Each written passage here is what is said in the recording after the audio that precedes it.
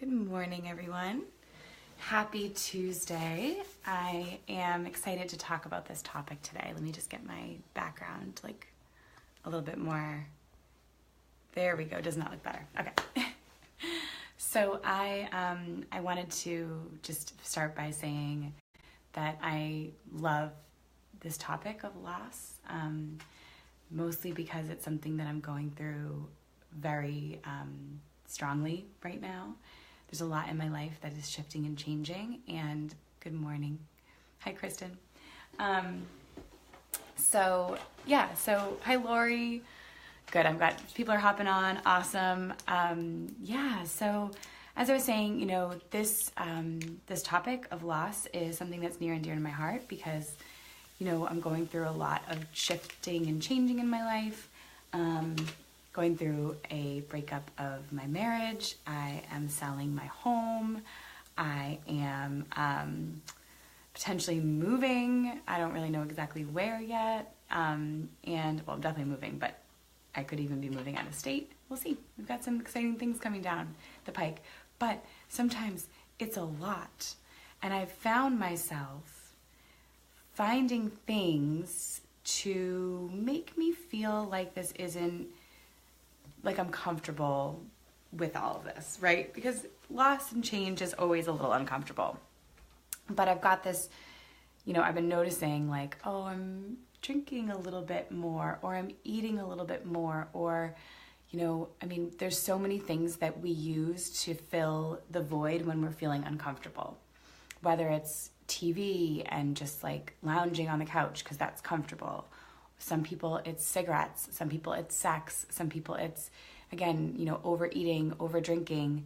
For some people it's just indulging in the drama of, the relationships that have always been there but have always kind of caused some friction and pain, but they're comfortable, right? And we cling on to these things because it's comfortable and we're going through a lot of change and our egos are freaking out saying, how am I supposed to handle all this stuff if it's all new?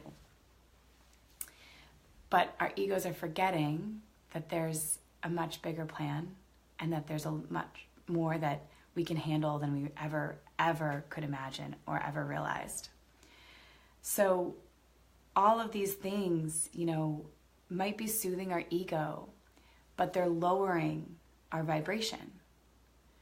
And our vibration, and it was funny because I was talking to a friend and I'll admit it, okay, I have smoked a few cigarettes over the past few months.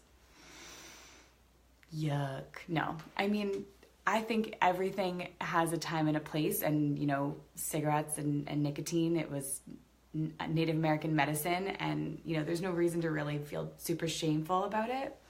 But I was telling a friend, wow, I can't believe I actually picked up a couple cigarettes. That's crazy to me. And the first thing she said is, yeah, you're trying to lower your vibration. And I was like, what? Yeah, Lori, I thought you'd appreciate that. I'm like, I'm trying to lower my vibration? No, I'm not. Why would I ever try to lower my vibration? And then I realized that I was trying to lower my vibration. I was trying to make everything a little bit more low vibe because everything has been so high intensity lately. And it hit me, one of the quotes, one of my experts from my Wealthy Lightworker series, I don't know if you guys remember Ming. Her name is Ming Chi, and she wrote a book called Money, From Money Blues to Blue Money.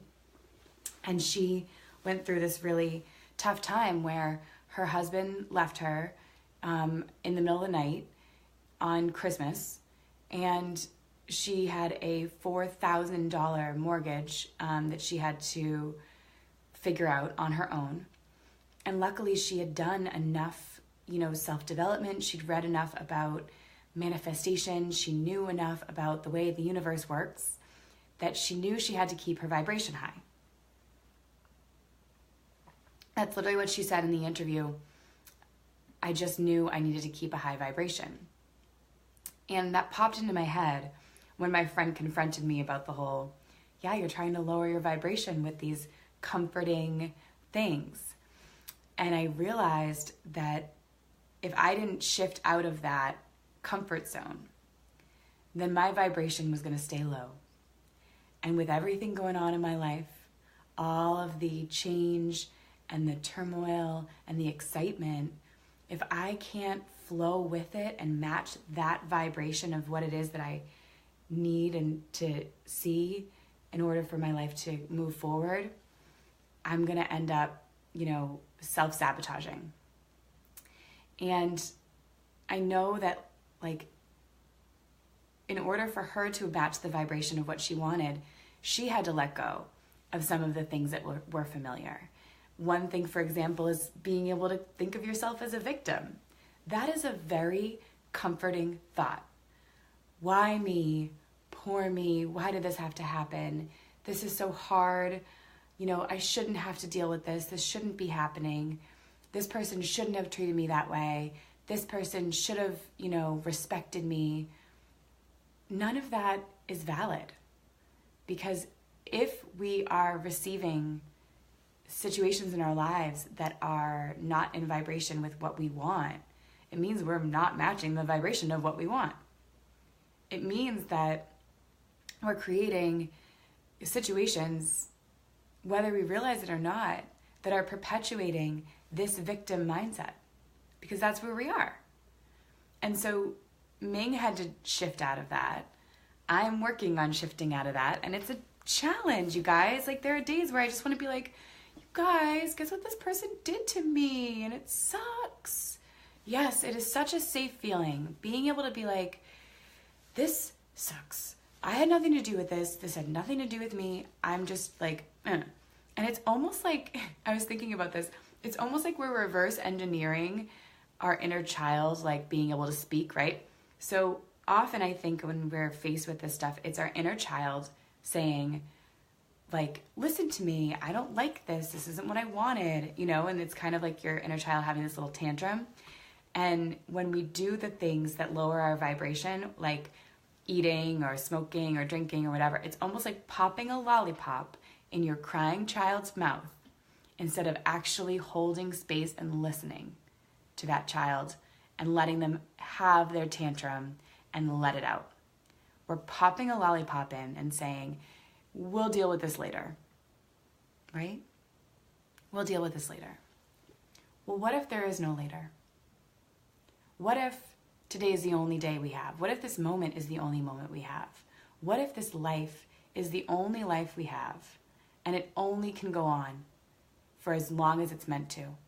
What if every day that we put off listening to our inner child and raising our vibration and releasing pain from the past, what if every day that we're putting off that calling, we are denying the world of our light, not just ourselves?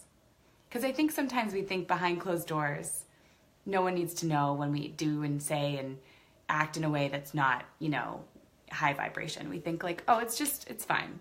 No one needs to know. It's behind closed doors. It's between myself and I.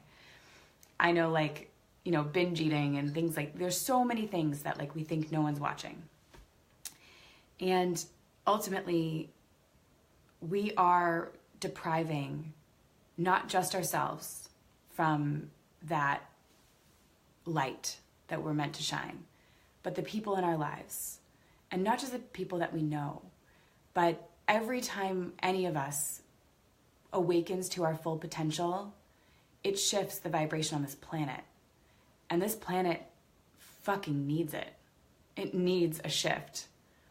And until we all recognize our hand in that and the fact that we do have power, that we are not victims, that we are actually co-creators, that we are actually powerful, divine beings that are meant to transform like a butterfly. Until we realize that, this world will continue to suffer. But it actually does rest on our shoulders. And that's what you're here to do. That's what we're all here to do. And that's why I love that I can facilitate that by walking the walk myself Yesterday I had to make a big shift in my life and say goodbye to something that was very meaningful to me. And it was difficult. And I'm still dealing with the emotional backlash. But I know it was the right decision. And my heart knows it can finally feel safe and open. And there's nothing in my vibration that's kind of like sticking me like, ooh, I should do something about this thing that I know I need to let go of, right? And then I can trust myself. And that's all I have is self-trust. And if I don't trust myself, I don't have anything. And that's why sometimes we need to say, you know what? Today's the day. It's time. And just act and trust and follow through and remind ourselves why we're letting that go. So I hope that this was helpful for you guys today. I know for me it was very, very helpful, and I'm so grateful that I have this place to process so much of my own life. And I hope you have a beautiful Tuesday, and I will talk to you all very soon. Love you lots.